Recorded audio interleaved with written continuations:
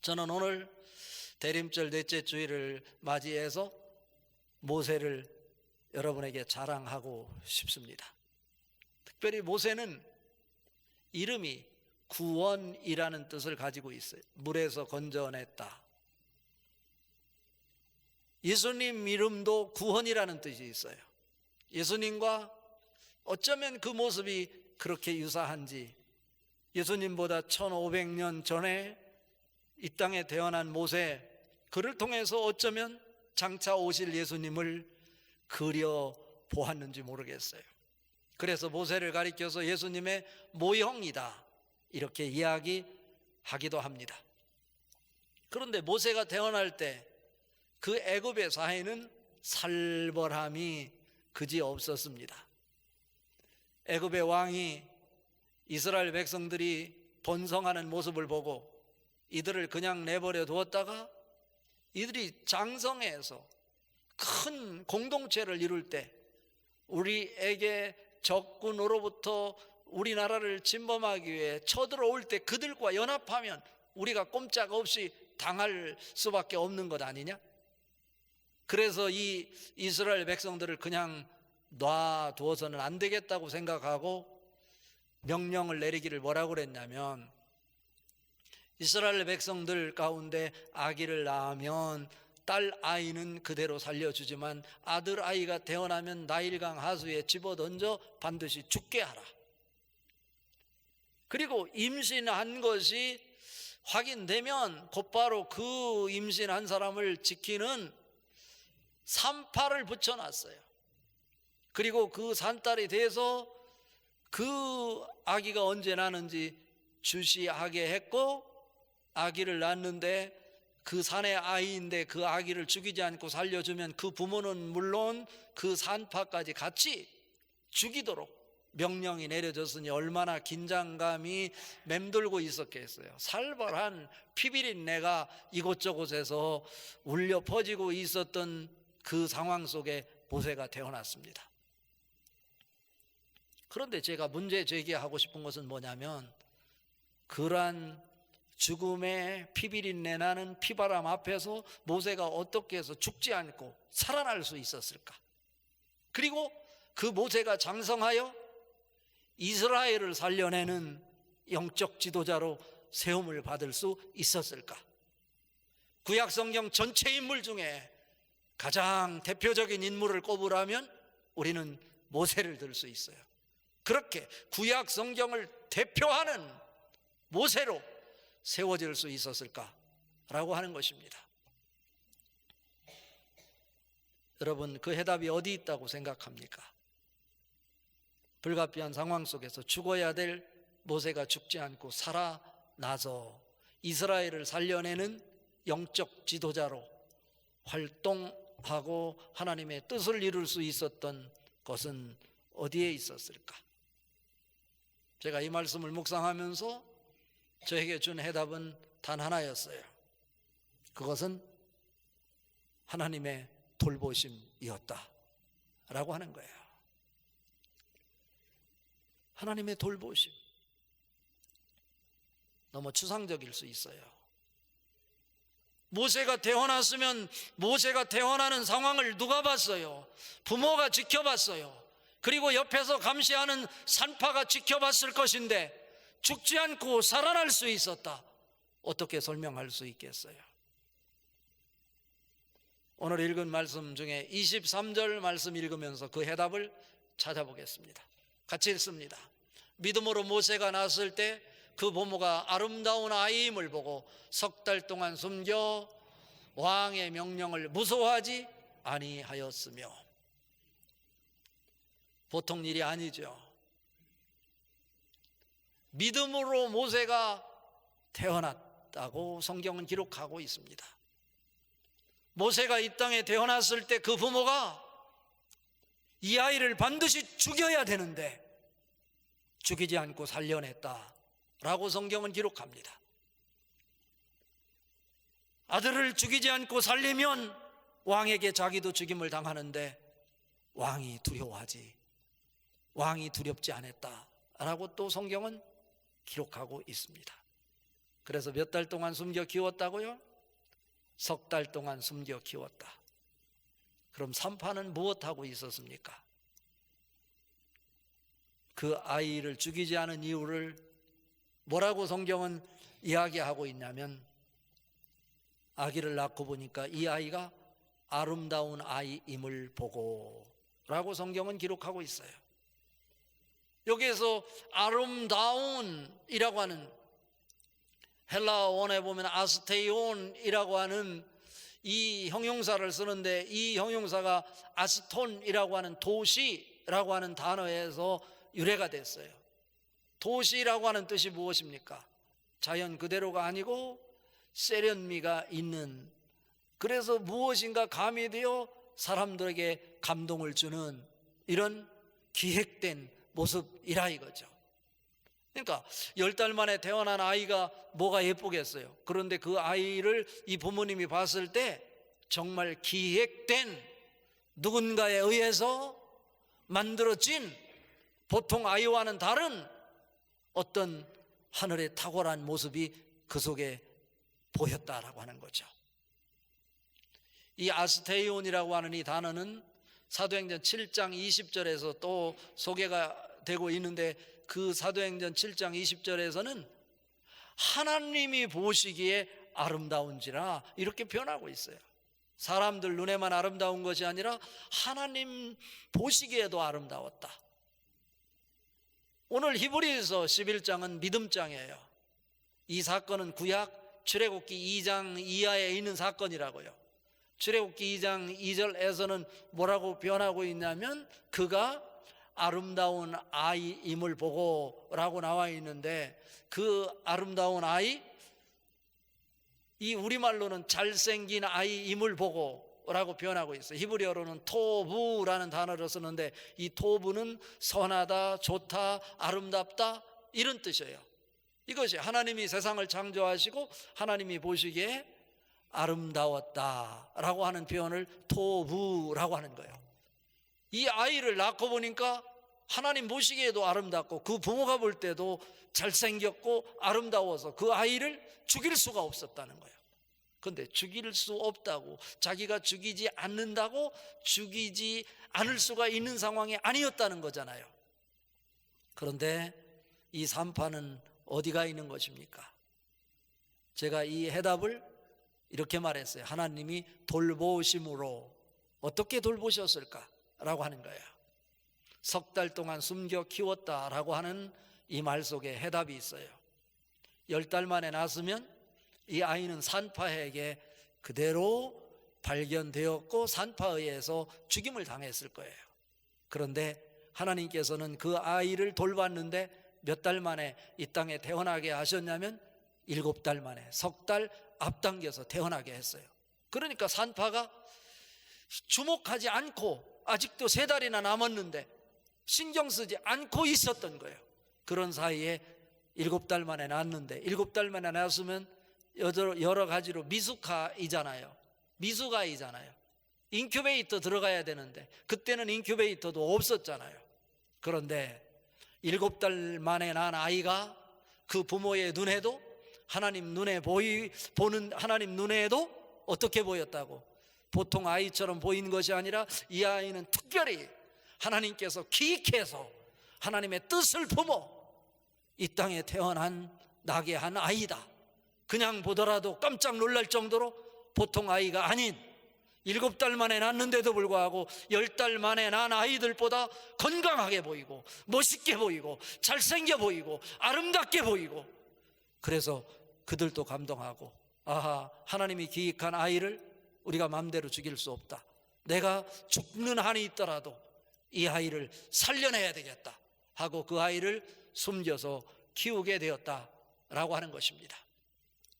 여러분은 어떻습니까? 모세에게는 엄마가 2명이 있었어요.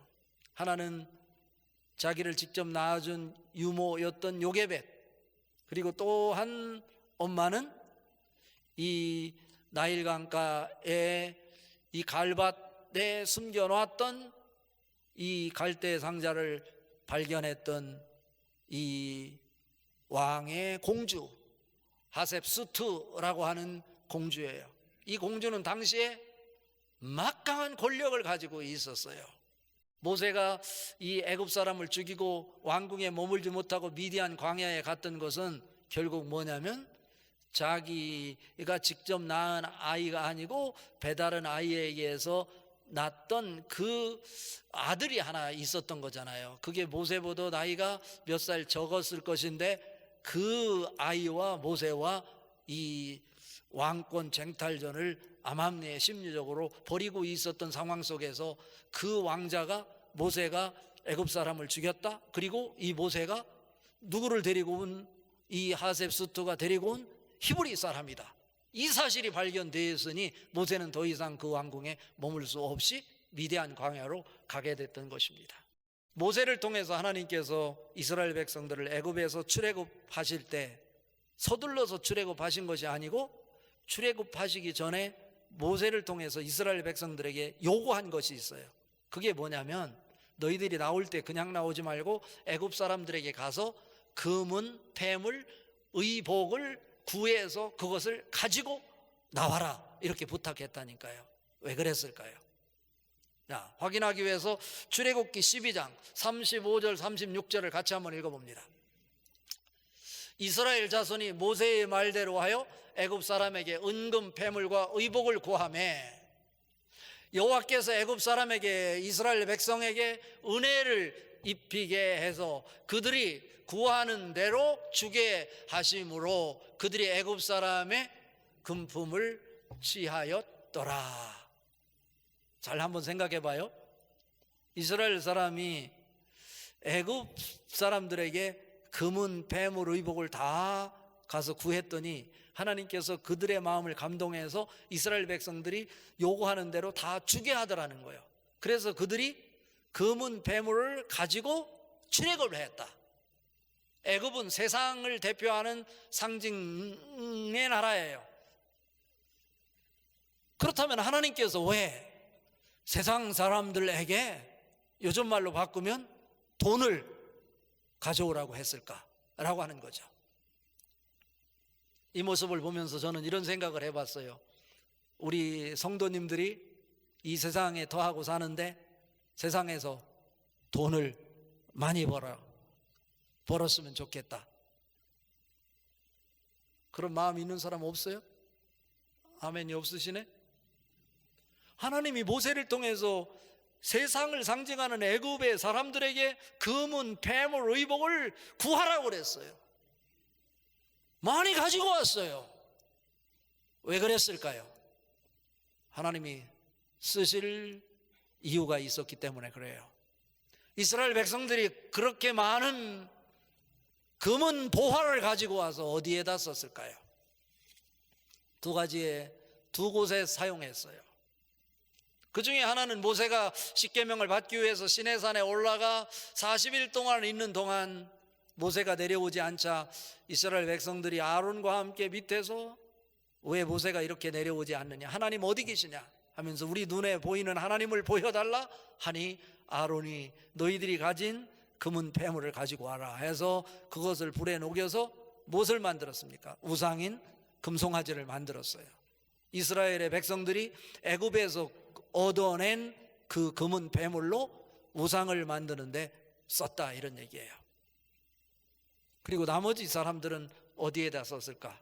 나머지 사람들은 출애굽기 5장 1절과 3절에 근거해서 이스라엘 백성들을 애굽에서 구출해낸 출애굽한 이유가 어디 있냐면 광야길에 가서 예배하기 위함이다 라고 성경은 기록하고 있어요. 이스라엘 백성들이 하나님 백성으로 살아가기 위해서는 무엇을 해야 되냐면 예배하는 자로 서 있어야 돼요. 예배하기 위해서 광야니까 고정된 성전이 있을 수 없으니까 이동 성전인 성막을 만들어 주셨어요. 성막을 만드는데 특히 여러 기구가 있었지만 그 중에 대표적인 것이 지성소에 있는 법궤잖아요. 법궤를 하나님께서는 금으로 만들었어요. 그리고 그 성전 안에 있는 모든 기구를 이렇게 귀한 것으로 만들었어요. 금으로 만들고 브론즈인 청동으로 만들고. 어디서 났습니까? 이스라엘 백성들이 내놓은 거예요. 내놓은 거예요. 그런데 이 법궤 안에 들어있는 것이 뭡니까? 아론의 장난 지팡이예요. 만나 항아리가 있어요. 십계명 돌판이 있어요. 이 세 가지는 다 무엇을 상징하냐면 하나님 말씀을 상징해요. 하나님 말씀을, 생명을 상징한단 말이죠.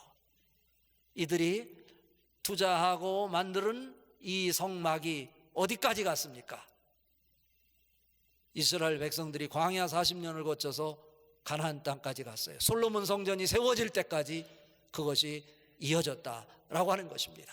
전성되어졌다라고 말할 수 있는 것입니다. 금송아지는 어디서 사라졌습니까? 모세가 그 모습을 보고 화가 나서 십계명을 집어던져 깨트릴 정도로 분노했어요. 우상을 만든 사람들 다 하나님께서 죽이라고 명령할 정도로 하나님이 화가 났어요. 금송아지는 불 속에 사라지고 말았어요. 여러분, 이 사건을 통해서 여러분에게 들려지는 메시지가 무엇입니까? 모세의 엄마였던 요게벳은 공주가 줄 수 있는 세상의 것 안겨줄 수 없었지만 하나님 말씀을 전해주었어요. 그럴 때 모세가 오늘의 모세가 될 수 있었다라고 하는 것입니다. 이스라엘 백성들이 출애굽해서 가장 먼저 전쟁을 한 나라가 아말렉과의 전쟁입니다. 모세가 산으로 올라가 기도했고 아론과 훌이 모세의 손을 들어줬고 전쟁의 현장에서는 여호수아가 모든 것을 지휘했어요. 모세의 손이 올라갈 때는 승리했고 모세의 손이 피곤해서 내려올 때는 전쟁에서 졌어요. 이것을 한 아론과 훌이 모세의 손이 내려오지 않도록 돌을 주워다 모세의 곁에 놓고 그곳에 앉아서 모세의 팔을 저녁 때까지 들어줬어요. 그러자 이스라엘이 아말렉 군대를 이길 수 있었어요. 여호수아는 몰라요. 그러나 기도하는 모세는 알아요. 이 전쟁에서의 승리가 모세의 손끝에 달려 있다고 하는 것을 말이죠. 그래서 하나님께서는 모세를 통해 또 명령해요. 출애굽기 17장 14절에 보면 이렇게 말하죠. 이것을 책에 기록하여 기념하게 하고 여호수아의 귀에 외워 들리게 하라. 여호수아가 자기가 전쟁을 잘해서 승리한 줄로 착각할 수 있으니까 이 사건을 책에 기록해요. 기념하고 여호수아의 귀에 들려 외우게 하라 말씀하고 있는 거예요. 하박국 2장 2절에 보면 또 이런 말씀이 있어요. 묵시를 기록하여 판에 명백히 새기되 달려가면서도 읽을 수 있도록 하게 하라 말씀하고 있어요. 어떻게 우리가 달려가면서 하나님 말씀을 읽을 수 있겠어요? 이 말씀은 무슨 얘기입니까? 하나님의 말씀을 내 마음판에 새기고 암송하여 너가 성경책을 보지 않고도 달려가면서도 땀을 흘리면서도 일을 하면서도 그것을 너가 읽어낼 수 있도록 하라, 이런 말씀이에요. 모세가 될 수 있었던 것은 바로 요게벳이 전해준 하나님 말씀 때문입니다. 다음 세대가 살 수 있는 것은 다른 데 있지 않아요. 우리가 다음 세대를 위해서 기도하되 그들에게 세상의 가치를 들려주는 것이 아니라 세상의 달콤한 사탕을 들려주는 것이 아니라 하나님 말씀이 그들의 가슴에 새겨지도록 하는 일입니다. 이것이 바로 대림절에 우리에게 주시는 하나님의 말씀입니다. 앞에서 이 사건을 바라보니까 이런 것이었어요. 모세는 어머니의 신앙 교육을 통해서 오직 여호와의 신앙을 가진 자가 될 수 있었다라고 하는 거예요. 차례대로 읽어보겠습니다. 24절 말씀이 있습니다. 믿음으로 모세는 장성하여 바로의 공주의 아들이라 칭함받기를 거절하고, 어떻게? 바로 왕의 공주의 아들이라 칭함받기를 거절했대요. 자기의 특권이고 세상 사람들, 세상의 엄마들이 다 우리의 자녀가 이런 특권을 누리기를 원하는데 모세는 이런 특권을 거절했대요. 왜요? 그 가슴에는 하나님의 말씀이 있었기에, 신앙이 있었기에 그렇습니다. 제가 옆에서 오늘 사건을 묵상해 봤어요. 모세는 세상의 가치를 버리고 예수님과 함께 하나님의 뜻을 이루는 자였다라고 하는 사실입니다. 25절 말씀 읽습니다. 도리어 하나님의 백성과 함께 고난받기를 잠시 제약의 낙을 누리는 것보다 더 좋아하고, 여기서 제약의 낙이라고 할 때 이것은 향락을 얘기합니다. 왕궁에서 있는 것 자체, 그것이 죄라고 생각했다는 거예요. 왕궁에서 있는 것 자체 어쩌면 향락이라고 생각했고, 하나님 기뻐하는 것이 아니라 우상을 섬기는 거라고 생각해서 그는 하나님의 사람과 고난받는 것을 잠시의 이 쾌락을 누리는 것보다 더 좋아했다. 그래서 그는 왕궁을 버리고 어디로 갔다고요? 미디안 광야로 들어갈 수 있었다. 미디안 광야, 히브리어로 미드바르라고 그러잖아요. 미드바르라고 하는 것은 다바르라고 하는 말씀에서 만들어진 단어예요. 다시 말하면 그가 세상의 가치를 붙잡고 사는 자가 아니라 나는 하나님 말씀 붙잡고 살아가겠다 라고 광야에서 40년 동안 훈련을 받았던 것입니다. 여러분 자녀들에게도 이러한 모습이 누구를 통해? 부모의 신앙교육을 통해 만들어진다는 거예요. 말씀이 그들 가슴에 베껴질 때 그는 왕궁의 그 특권을 거부하고 오히려 하나님의 사랑과 고난받기를 잠시 죄악의 낙을 누리는 것보다 더 좋아했다라고 하는 것이죠. 제가 오늘 사건 백사이드에서 조명해 보니까 이런 것이 보였어요. 모세는 말씀 전승과 믿음으로 천국을 연결하는 자였다라고 하는 것입니다. 26절 한번 읽어봅니다. 그리스도를 위하여 받는 수모를 애굽의 모든 보화보다 더 큰 재물로 여겼으니 이는 상 주심을 바라봄이라. 모세에게는 두 가지가 만들어졌어요. 하나는 신앙 교육이었는데 그 신앙 교육이 말씀을 통해 이루어졌다는 거죠. 말씀을 통해서 모세에게 생긴 것이 있는데 그것은 뭐냐면 믿음이라는 거예요. 로마서 10장 17절에 보니까 그러므로 믿음은 들음에서 나며 들음은 그리스도의 말씀으로 말미암았느니라 말씀하고 있어요. 믿음이 그냥 만들어지지 않아요. 하나님의 말씀이 들려질 때 말씀을 통해서 믿음이 만들어지는데, 그 믿음이 어떤 믿음으로 연결됐냐면 세상의 성공, 세상 사람들이 추구하는 것을 얻어내는 것, 성취하는 것이 아니라 세상을 초월하여 세상의 가치를 뛰어넘어 하나님 나라를, 천국을 볼 수 있게 되었다라고 하는 거예요. 그러니까 모세는 말씀이 있었고 믿음이 있었고 그 믿음을 통해서 천국을 보는 자였기에 이 현실에 만족하지 않고 현실을 뛰어넘어 천국을 연결하는 연결고리를 만들어내는 사람이었다라고 하는 것입니다. 예수님과 모세가 어쩌면 똑같은 부분이 많죠. 하나님의 보좌를 버리고 이 땅에 와서 우리를 위해서 수모를 당하고 고통을 당하시고 결국 어디에? 십자가에 못 박혀 돌아가심으로 구원을 완성하셨어요. 모세는 어떤가요? 똑같아요. 그 사람들이 추구하고 기다리고 기대하는 왕궁의 특권을 하나님 말씀 붙잡고 거절하고 포기하고, 그가 어디에? 하나님의 사람들과 함께 고난받는 일이지만 그 고난받는 것을 기쁨으로 여기고 세상의 재해낙을 누리는 것보다 더 좋아하고 오히려 그리스도를 위하여 받는 수모를 애굽의 보화보다 더 큰 재물로 여겼다라고 하는 거죠. 그가 광야 40년 동안 끊임없이 배반하는 그들과 함께 고난을 감수하며 결국 그들을 천국을 상징하는 가나안 땅으로 인도해낼 수 있었던 것, 어쩌면 그가 당한 수모 고난을 그리스도가 당하는 수모로 표현하고 있다는 거예요. 예수님이 태어나시기 전 1500년 전의 사건이지만 예수님을 그려내는 모세의 모습이라고 할 수 있습니다. 사랑하는 성도 여러분, 오늘 우리 아이들이 또 한 학년을 마무리하며 진급 예배를 오늘 저녁에 드리게 됩니다.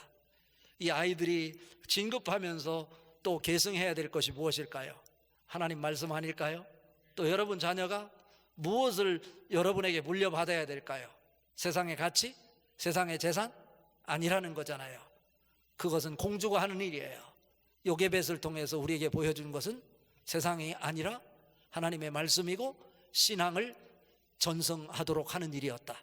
그랬더니 그 모세가 그 죽음의 자리에서도 죽지 않고 살아나고 하나님의 인도함을 받고 이스라엘 백성들을 건져내고 자기의 모든 특권을 포기해내는 이런 어려운 상황 속에서도 초월적인 삶을 살아가는 이 모습 속에 아하, 우리 하나님의 사람들이 해야 될 일이 어떤 모습인지를 그려낼 수 있도록 가르쳐주고 있는 메시지입니다. 오늘도 이 말씀이 여러분에게 큰 도전이 되고 새로운 세계를 볼 수 있는 신앙의 전승 연결고리로, 여러분이 연결고리를 만들어내는 다음 세대로 이어갈 수 있는 그 축복이 오늘도 하나님 말씀과 신앙 전승을 통해 여러분과 여러분 자녀에게 연결될 수 있기를 주님의 이름으로 축복합니다.